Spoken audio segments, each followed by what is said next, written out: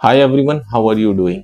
Last class में हमने आपको मर्चेंडाइजर और मर्चेंडाइजिंग के बारे में बताया था। तो डिफरेंट टाइप्स ऑफ मर्चेंडाइजिंग हमने आपको बताई। उसके अंदर आपको प्रोडक्ट मर्चेंडाइजिंग भी बताया था। प्रोडक्ट मर्चेंडाइजिंग और रिटेल सेक्टर के हिसाब से बात कीजिए तो बहुत ईजी हो जाती है, लेकिन अगर बात करते हैं आप मैन्युफैक्चरिंग प्रोस्पेक्टिव से, तो मैन्युफैक्चरिंग प्रोस्पेक्टिव से बहुत बड़ी हो जाती है। अब देखिए कितने प्रोडक्ट्स आप खरीदते हैं। अगर आप घर में रहते हैं तो घर में आपको कपड़े तो कम से कम पहनने ही पड़ते हैं, घर में आपके कर्टेन्स भी होते हैं, घर में आपके प्लो भी होते हैं। तो कितने आप टेक्सटाइल के प्रोडक्ट यूज कर रहे हैं, घर में आपके यूटेंसिल्स होते हैं, घर में आपके सीलिंग फैंस होता है। अब देखिए चारों तरफ आप अपने नजर घुमाइए, आपको हर एक प्रोडक्ट में मैन्युफैक्चरिंग दिखाई देगी। जब तक उसकी मैन्युफैक्चरिंग नहीं होगी वो आपके पास पहुंचेगा नहीं। अब हर एक चीज की जब मैन्युफैक्चरिंग हो रही है तो आप जरा दिमाग लगाइए, हर एक चीज की मैन्युफैक्चरिंग होने के लिए उसमें बंदे भी तो लग रहे होंगे, और बंदे कौन से लग रहे होंगे, उन्हें उस प्रोडक्ट की नॉलेज होगी, तभी तो वो कुछ बना पा रहा है। अगर नॉलेज ही नहीं होगी तो वो क्या बना पाएगा, फिर वो बातें ही बना पाएगा।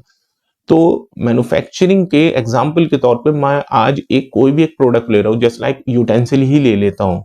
यूटेंसिल लेने के लिए आपको क्या करना पड़ेगा, आप शॉप पर जाएंगे, शॉप पर जाने के बाद क्या होगा, शॉप वाला कहाँ से लेकर आ रहा है, वो किसी मैन्युफैक्चरिंग या ट्रेडर से खरीद रहा है, लेकिन कहीं ना कहीं तो वो बन रहा है। तो उस प्रोडक्ट को मैन्युफैक्चरिंग यूनिट में जो बनाया जाता है और उसमें किस तरह से मर्चेंडाइजिंग या मर्चेंडाइजर का काम होता है वो आपको मैं एक्सप्लेन कर रहा हूं। तो देखिए प्रोडक्ट कोई भी एक ले लेते हैं, यूटेंसिल हमने ले लिया। यूटेंसिल में अगर कोई भी एक मर्चेंडाइजर है तो उसे क्या क्या करना पड़ेगा, या उस फैक्ट्री को क्या करना पड़ेगा, जो भी वो उस यूनिट में है उसको प्रोडक्ट की नॉलेज होनी चाहिए। एग्जाम्पल के तौर पर अगर वो प्लेट बना रहा है तो प्लेट का साइज क्या होगा, प्लेट की थिकनेस क्या होगी, फिर रॉ मटेरियल की सोर्सिंग, रॉ मटेरियल कॉम्पिटिटिव दामों पर खरीदना है, फिर आर्टिजन जो उसे बनाएंगे या डाई लगेगी, वो सारी चीजें उसे देखनी पड़ेंगी। फिर प्रोडक्ट की एसेसरीज, जस्ट लाइक अगर यूटेंसिल बना रहा है तो यूटेंसिल में एग्जाम्पल का स्पून ले लीजिए, तो स्पून जो है एक मेटल से बन जाएगा। मेटल का बनने के बाद हो सकता है पीछे हम उसके अंदर जो है प्लास्टिक का या कुछ और हैंडल लगाएं, उसके अंदर वुड वगैरह का हैंडल भी लगा सकते। दीगर एसेसरीज की भी उसे जानकारी होनी चाहिए। अब उसके बाद जो है बनने के बाद जो है फिनिशिंग, अब फिनिशिंग क्या होनी चाहिए उसके ऊपर, तो फिनिशिंग में पॉलिश आता है उसके ऊपर। भाई लकड़ी पर अलग पॉलिश होता है, मेटल पर अलग पॉलिश होता है, ग्लास पर अलग पॉलिश होता है, पत्थर पर अलग पॉलिश होता है। तो वो सारी उसको जानकारी होनी चाहिए, किस तरह का पॉलिश होना चाहिए। डिफरेंट कलर्स के ग्लास होते हैं तो वो फिनिशिंग ही तो होती है उसके ऊपर। मेटल में देखे होंगे आपने, कटलरी देखी होगी, अलग अलग कलर की आती है, किसी के ऊपर पीवीडी फिनिशिंग होती है, किसी के ऊपर आपको निकल मिल जाएगा। अलग अलग तरह के प्रोडक्ट्स पर अलग अलग फिनिशिंग होती है। मेन चीज है कॉस्टिंग। आप भी जाते होगे, आप मार्केट में जाते हो, आप क्या देखते हो, आप ऑनलाइन जाते हो, क्या देखते हो, 1 या 2 रुपए पे आप प्रोडक्ट छोड़ देते हो, दूसरी कंपनी से ले लेते हो। मीन्स क्या, मेरा 1 या 2 रुपया बच जाए।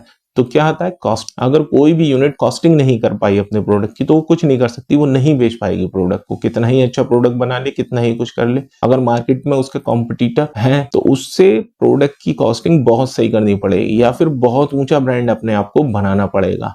तो वो इतना आसानी से पॉसिबल नहीं हो पाता है, इसलिए कॉस्टिंग मेन है। आपको कॉस्टिंग हर एक जगह पर खींच के रखनी है मैन्युफैक्चरिंग यूनिट में। आपको प्रोडक्ट का प्रमोशन भी करना है। प्रमोशन ऑनलाइन करें, ऑफलाइन करें, भैया प्रमोशन से ना बिकने वाली चीज को भी आप बेच सकते हैं। इस तरह से अट्रैक्टिव बनाइए उसे, और इस तरह से उसकी नीड को उसके सामने लेके आइए कि उसे लगेगा कि भैया मैं इसके बगैर जीवित ही नहीं रह सकता, वो उसे खरीद लाएगा। तो ये होता है प्रमोशन, और कंपनीज ऐसी ही करती हैं। तभी इंडिया में आप देखोगे कमाओ 10,000 रुपए रहा, लेकिन मोबाइल 50,000 का चला रहा है, यानी कि वो 5 महीने फ्री में काम कर रहा है। कम्युनिकेशन, कम्युनिकेशन मेन है, आपका करना ही पड़ेगा। आपको विदाउट कम्युनिकेशन कुछ नहीं कर पाएंगे। और प्रोडक्शन तो आपको हर एक स्टेज पर मालूम ही होना चाहिए। अगर प्रोडक्शन नहीं मालूम है आपको तो आप कुछ नहीं कर पाएंगे। टेस्टिंग, प्रोडक्ट की किस तरह की टेस्टिंग होनी चाहिए, टेस्टिंग हर चीज की लैब में ले जाकर आपको टेस्टिंग करानी पड़ती है प्रोडक्ट्स की, ताकि कस्टमर की कोई भी कंप्लेन ना आए, जिससे कि आप इजीली प्रोडक्ट को अच्छे तरीके से डिलीवर कर पाए। डॉक्यूमेंटेशन, डॉक्यूमेंटेशन हर एक चीज में, इनवॉइस है आपकी, चाहे ई इनवॉइस है, ई वे बिल है, और दीगर टेस्टिंग के डॉक्यूमेंट्स हैं आपके, या और भी अदर डॉक्यूमेंट्स होते हैं जिसकी नॉलेज आपको होनी चाहिए। तभी आपको 10,000 से 1 लाख और 1 लाख से 5 लाख भी मिल सकते हैं।